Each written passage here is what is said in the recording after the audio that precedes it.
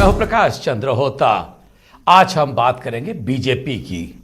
जब जब बीजेपी सत्ता से बाहर रही है तब तब देखा है छत्तीसगढ़ के जनता ने कि गुटबाजी इस पर हावी रही है। अगर हम 2000 की बात करें तो सभी ने देखा 13 विधायक कांग्रेस में शामिल हो गए। यहां तक कि बीजेपी के मरवाही के उस वक्त के विधायक अपने ही सीट कांग्रेस के मुख्यमंत्री के लिए छोड़ दिए। निश्चित रूप से 15 साल के सत्ता के बाद फिर विपक्ष में है बीजेपी। फिर से दिखने लगी गुटबाजी। इस गुटबाजी का कारण क्या है? क्या जो हार हुई है 15 साल की, अगर बीजेपी के बड़े नेताओं की बात मान लें तो क्या यह हार के पीछे पराक्रम नहीं परिक्रमा की राजनीति आ गई है? लोगों को एक साथ बैठकर निर्णय लेने की मौका ही नहीं मिल रहा था। लोगों की पूछ परख नहीं थी। चंद लोगों की कब्जा हो गई थी संगठन में, या कब्जा हो गई है। और उससे बड़ी बात, सरसंघ चालक मोहन भागवत जिस वक्त छत्तीसगढ़ के दौरे पर थे उसी वक्त अपनी व्यथा कहे, अपनी नाराजगी कहे या एक रणनीति के तहत कहे, बीजेपी के बड़े नेता जो आरएसएस से जुड़े हैं वो उसी वक्त अपनी बात को रख रहे हैं, कह रहे हैं कि पराक्रम नहीं अब परिक्रमा की राजनीति शुरू हो गई है। कोई पूछ परख नहीं है। चंद लोगों को ही सारा सुख सुविधा पार्टी के पद पद भी मिलते हैं, बाकी लोगों को किनारा कर दिया, जिसके कारण यह स्थिति है। जो कह रहे हैं क्या यह सही है? क्या कहते हैं बीजेपी, कांग्रेस या राजनीतिक इसमें विश्लेषक? सारी बातों को अगले आधे घंटे में तर्जमा करेंगे, समझने की कोशिश करेंगे। मेरे साथ होंगे आज 3 वरिष्ठ मेहमान हैं। मेरे साथ है बीजेपी से अमित चिमनानी, जिनसे हम जवाब लेंगे। सुशील आनंद शुक्ला कांग्रेस के प्रवक्ता हैं, उनसे भी पूछेंगे उनकी राय क्या है। और जब 13 बीजेपी पे लिए थे, बीजेपी से कांग्रेस पे आज क्या स्थिति है। और साथ ही शशांक शर्मा वरिष्ठ पत्रकार, उनसे भी बात करेंगे। शशांक जी, आपका भी स्वागत है। मैं चर्चा की शुरुआत करूंगा अमित चिमनानी जी से। अमित जी, आज मोहन भागवत जी भी थे, 3 दिन के प्रवास पर थे और उसी दौरान पार्टी के बीजेपी के बड़े नेता बयान देते हैं, कहते हैं कि पराक्रम नहीं अब परिक्रमा की राजनीति बीजेपी में शुरू हो गई है। क्या यही कारण था कि बीजेपी 14 सीट तक सीमित हो गई? अमित चिमनानी जी।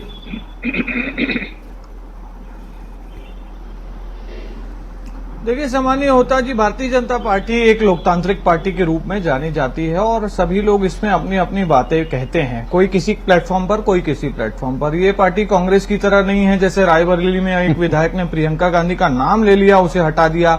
सचिन पायलट ने राजस्थान में गहलोत जी के लिए कुछ कह दिया, उसको निकम्मा और क्या पता कौन कौन सी गालियां नहीं दे दी। तो इस प्रकार का यहाँ पर भारतीय जनता पार्टी का सिस्टम नहीं है। और जब माननीय उपासने जी की बात होती है तो उपासने जी के साथ उनकी और उनके परिवार को, उनके परिवार के योगदान को याद किया जाता है। उनके पूरे परिवार ने पार्टी के लिए बहुत संघर्ष किया, मेहनत की और पार्टी ने भी उतना ही सम्मान दिया। वो बेवरेज कॉर्पोरेशन के अध्यक्ष रहे, वो जिला अध्यक्ष रहे, वो महापौर के दावेदार रहे, विधायक के दावेदार रहे, प्रदेश के उपाध्यक्ष और कई वर्षों से प्रवक्ता हैं। और राष्ट्रीय मामलों पर अगर किसी को बोलने का अधिकार था वो भी माननीय उपासने जी को ही है। तो लगातार वो पार्टी का दायित्व उनको मिलता रहा, जिसे वो बहुत अच्छे से निभाते भी रहे हैं। तो मुझे लगता है कि एक ऐसा माध्यम बना हुआ है जिसमें कभी किसी को कोई राय रखनी है। देखिए, अब उन्होंने जो कहा है उसमें स्पेसिफिक उन्होंने कुछ किसी कार्यकर्ता की बात की, कोई स्पेसिफिक केस की बात की, ऐसा अभी तक कोई स्पष्ट नहीं है। अगर वो कोई बात करेंगे तो पार्टी जरूर उस पर संज्ञान लेती आई है, आगे भी लेगी। लेकिन मुझे लगता है कि एक पार्टी फोरम एक बहुत ही बेहतर प्लेटफॉर्म है जिस पे बात सभी कार्यकर्ताओं को रखनी चाहिए। सुशील जी, कितने सहमत है आप अमित चिमनानी जी के इन बातों पे? देखिए आदरणीय होता जी, अभी चिमनानी जी जैसा बता रहे थे, जैसा हम आप सभी जानते हैं, जो एक बैकग्राउंड है, जो इतिहास है, जो ट्रैक रिकॉर्ड है, जो उनका बायोडाटा है आदरणीय उपासने जी का, वो भारतीय जनता पार्टी के वरिष्ठतम नेताओं में से एक हैं। बहुत बड़े बड़े पदों में रहे हैं।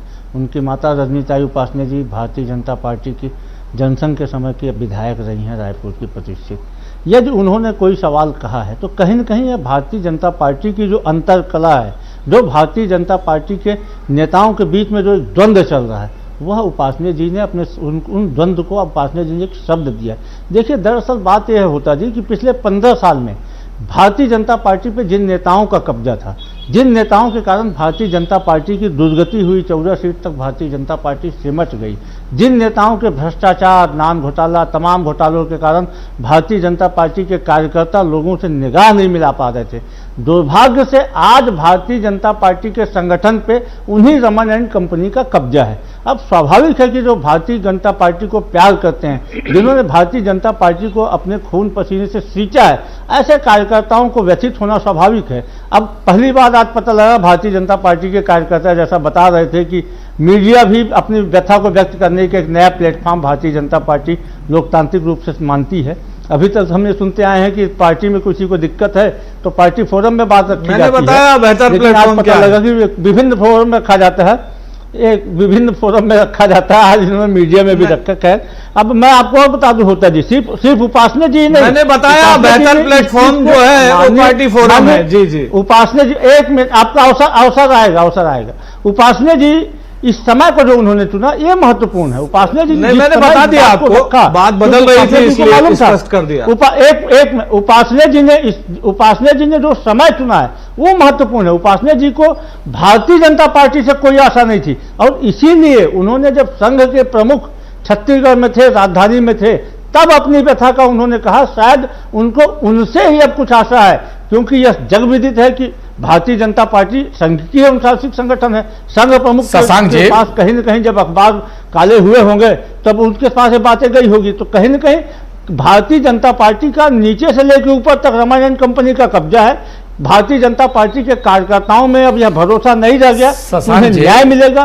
कार्यकर्ता तो सरेआम आजकल व्हाट्सएप में, तमाम माध्यमों में रमन सिंह की गाय विष्णुदेव साय ऐसा नारा लगा रहे हैं। मैं उस पे भी टिप्पणी लूंगा अमित जी का।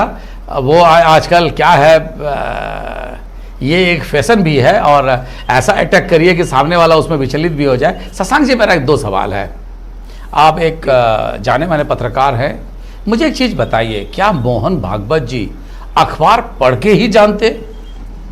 ये जो टाइमिंग है, मैं टाइमिंग को लेकर कह रहा हूं, वो जिस वक्त रायपुर में थे उसी वक्त सच्चिदानंद उपासने या उपासने परिवार की व्यथा की बात आई। क्या उनको ये नहीं बोलते तो बातें नहीं पता चलता? क्या कहेंगे आप? बिल्कुल प्रकाश जी, मैं आपकी ना एकदम शुरुआती टिप्पणी से अपनी बात शुरू करना चाहता हूँ। आपने बिल्कुल सही कहा कि जब कोई पार्टी 15 साल सत्ता में रहती है तो एक सत्ता के कई केंद्र बन जाते हैं, और मुझे लगता है कि ये केंद्र बनना कोई अस्वाभाविक और अप्राकृतिक नहीं है, ये बहुत ही स्वाभाविक है। दुनिया के किसी भी राजनीतिक पार्टी का ये एक अनिवार्य अंग भी है, और इसी द्वंद्व से ही कोई पार्टी आगे भी बढ़ती है। कांग्रेस पार्टी तमाम अपने 135 साल का इतिहास अगर आप देखें तो गुटबाजी, आपसी अंदरूनी लड़ाई, तमाम चीजों के बावजूद भी वहाँ एक पद्धति है और वो पद्धति के जरिए पार्टी लगातार आगे बढ़ती रही है। तो राजनीतिक पार्टी में द्वंद्व नहीं होगा ऐसा मानना एक बहुत आदर्श स्थिति होगी।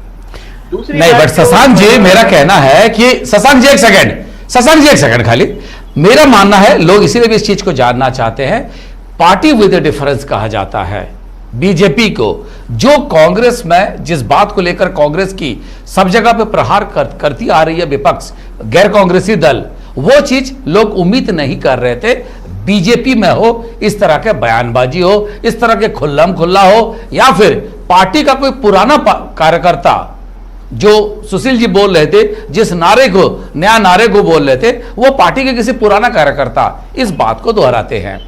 मैं ना नारे को दोहराऊंगा ना उनका नाम को दोहरा रहा हूं जी।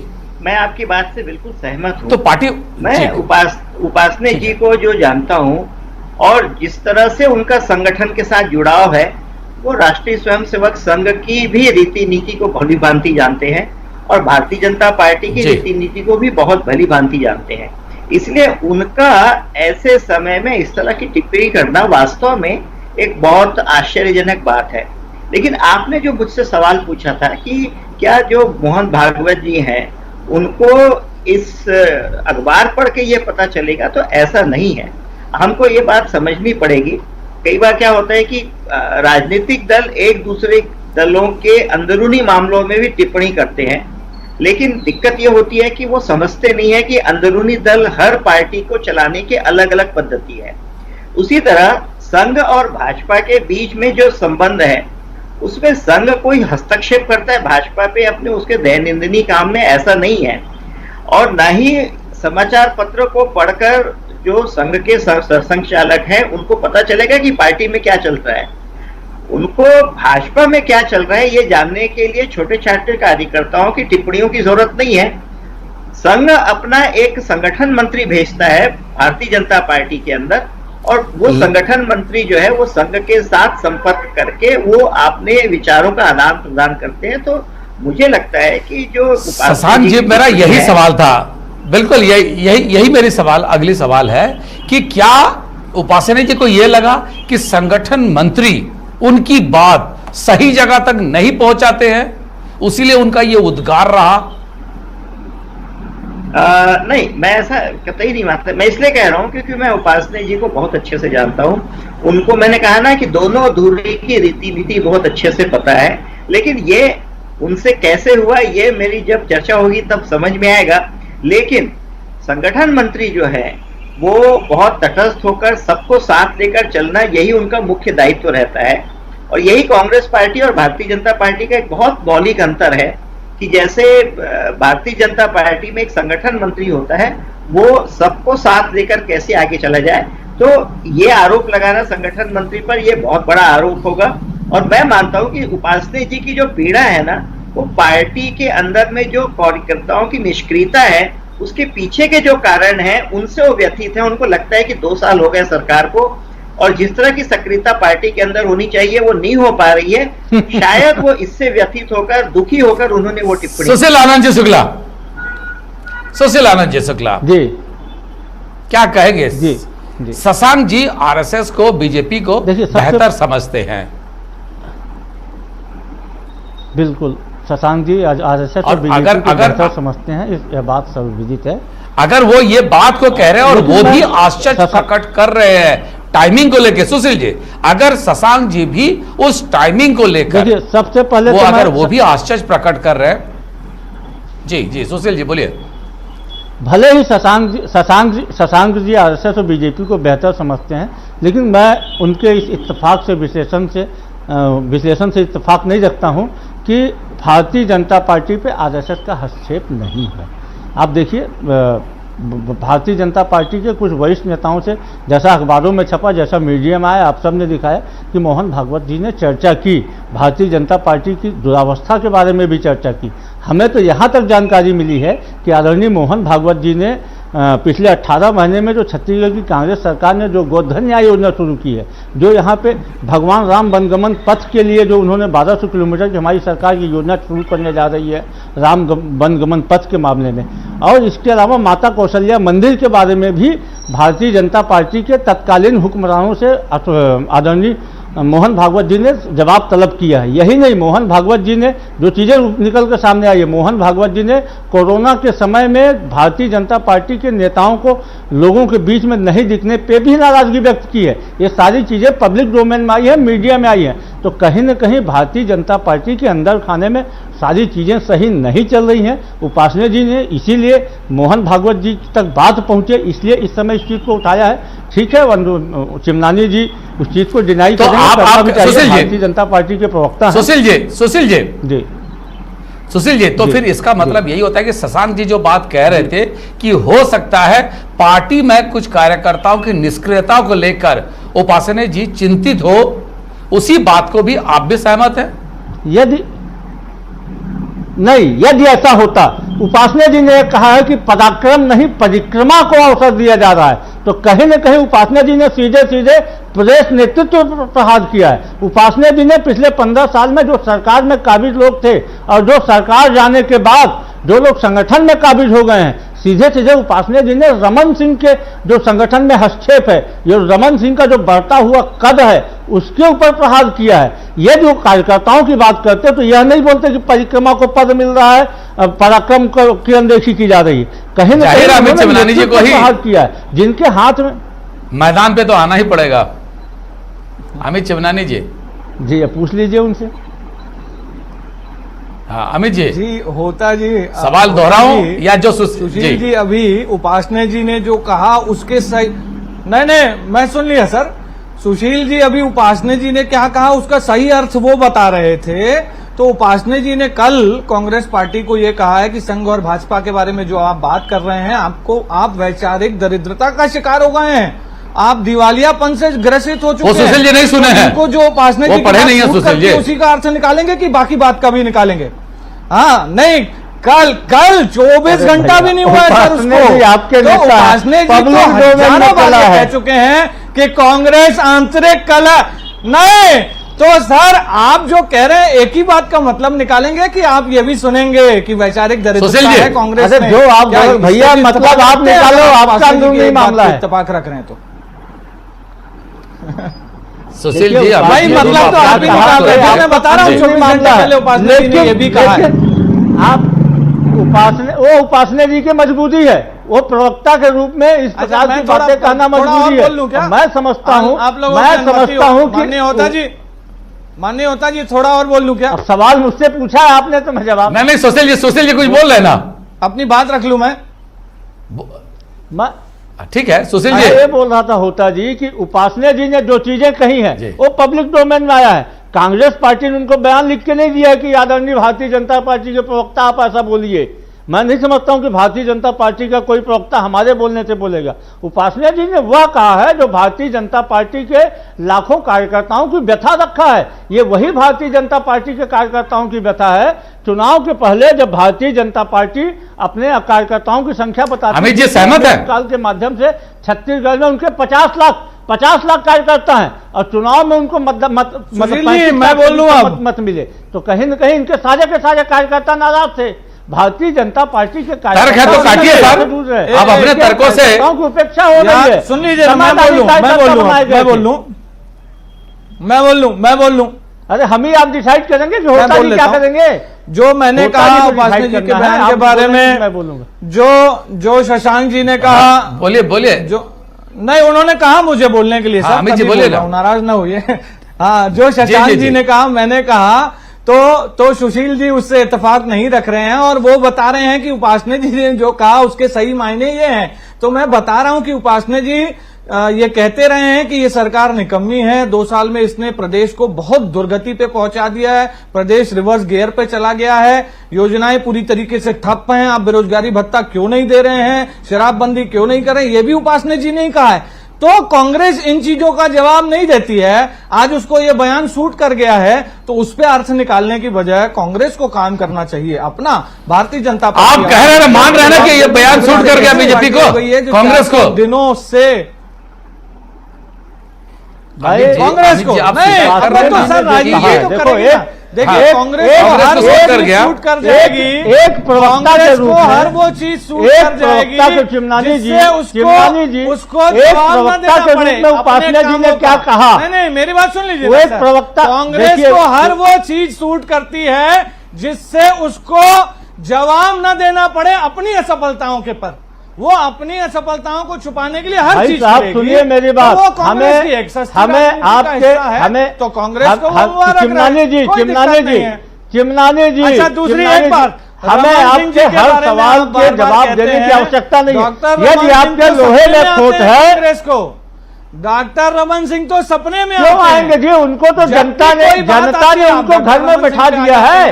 रमन सिंह के पिछले 15 साल का पैसा है जो भाजपा में कब्जा किए हुए बैठे हैं। रमन सिंह आज भी लोग उनको चाहते हैं, उनको तभी तो रमन सिंह को आपने आगे किया, 14 सीट में सिमट गए।